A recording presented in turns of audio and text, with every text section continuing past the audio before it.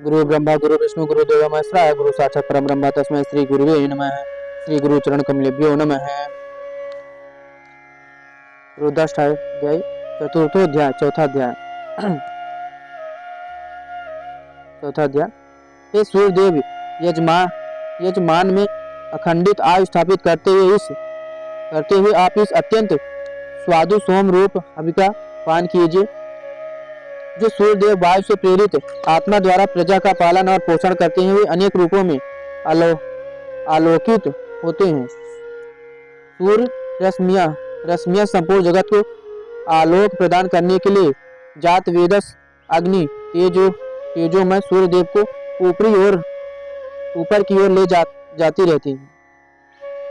सबको शुद्ध करने वाले हे वरुण देव, आप जिस अनुग्रह दृष्टि से उस सुवर्ण स्वरूप को देखते हैं, उसी चक्षु से आप हम ऋत्विजों को भी देखिए। हे दिव्य अश्विनी कुमारों, आप दोनों सूर्य के समान कांतिमान रथ से हमारे यहाँ आइए और पुरोडास गति आज से यज्ञों को खींचकर उसे बहुत हविवाला बनाइए। हे इंद्र, आप जिन यज्ञ क्रियाओं में पुनः पुनः सोम रस का पान कर वृद्धि को प्राप्त होते हैं, उन उत्कृष्ट विस्तारवान सर्वश्रेष्ठ यज्ञों में कुछ आसन के सेवी स्वर्गवेत्ता शत्रुओं को कंपित करने वाले तथा जेतव्य वस्तुओं को शीघ्र जीतने वाले आप बलपूर्वक यजमान को यज्ञ फल प्रदान करते हैं। जैसे पुरातन भृगु आदि ऋषियों में पूर्व पितर आदि विश्व के सभी प्राणियों का तथा वर्तमान यजमानों में अपनी स्तुत की है, उसी प्रकार हम आपकी स्तुत करते हैं।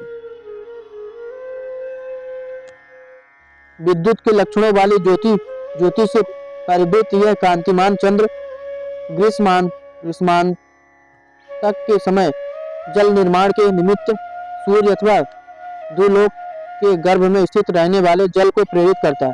बुद्धिमान विप्रगार सूर्य से जल की संगत के समय मधुर वाणियों से इस सोम की उसी प्रकार स्तुत करते हैं, जैसे लोग मधुर वचनों से अपने शिष्य को प्रसन्न करते हैं। यह एक ऐसा आश्चर्य है कि देवताओं के जीवनाधार तेज समूह तथा मित्र वरुण और अग्नि के नेत्र स्वरूप सूर्य उदय को प्राप्त हुए हैं।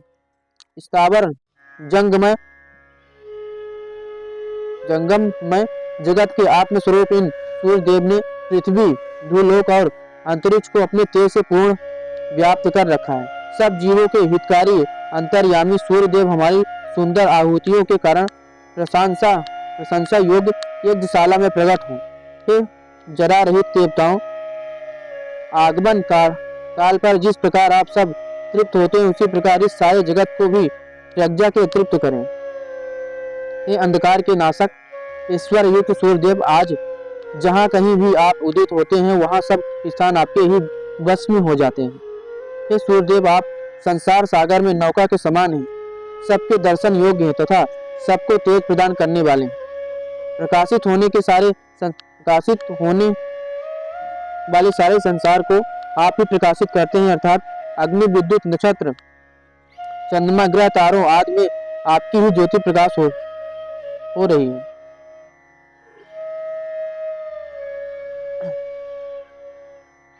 सूर्य का जो यह देवत्व है और जो यह ऐश्वर्य है, वह विराट स्वरूप देह के मध्य में सब ओर से विस्तारित ग्रह मंडल को अपनी आकर्षण शक्तियों से निमित्त रखता है।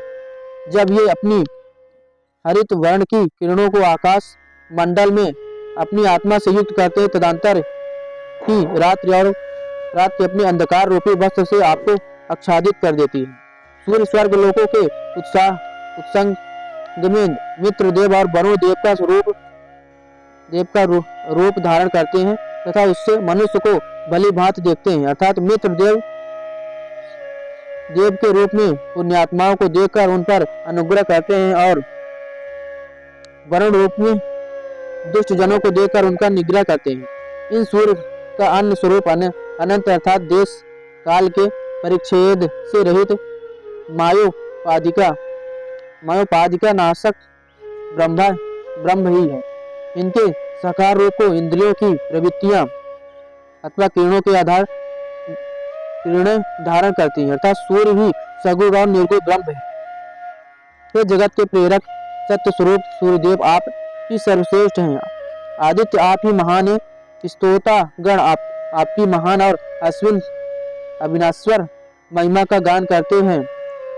हे दीप्यमान सत्य स्वरूप आप महान हैं। हे सत्य स्वरूप सूर्य, आप धन अथवा यश के महान हैं। हे सत्य स्वरूप देव, आप महान हैं। आप अपनी महिमा के कारण देवताओं के मध्य असुर विनाश अथवा समस्त प्राणियों का कल्याण करने वाले हैं।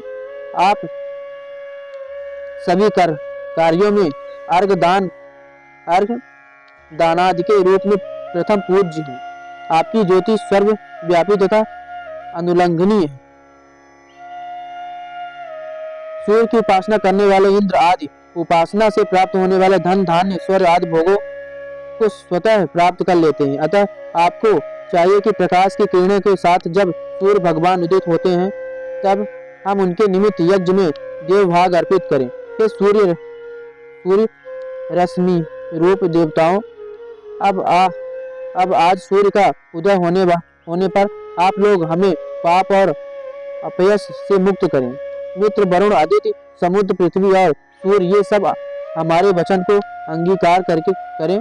सबको प्रेरणा प्रदान करने वाले सूर्य देव सुवर्णमय रथ में आरूढ़ होकर कृष्ण वर्ण रात्रि लक्षण वाले अंतरिक्ष मार्ग में पुनरावर्त क्रम से भ्रमण करते हुए देवता मनुष्य आज को अपने अपने व्यापारों में व्यवस्थित करते हुए तथा संपूर्ण भुवनों को देखते हुए विचरण करते हैं। तो हमने आज रुद्राष्टक का चौथा अध्याय किया। कल हम 5वें अध्याय का पाठ करेंगे। तब तक के लिए जय श्री राधे श्याम।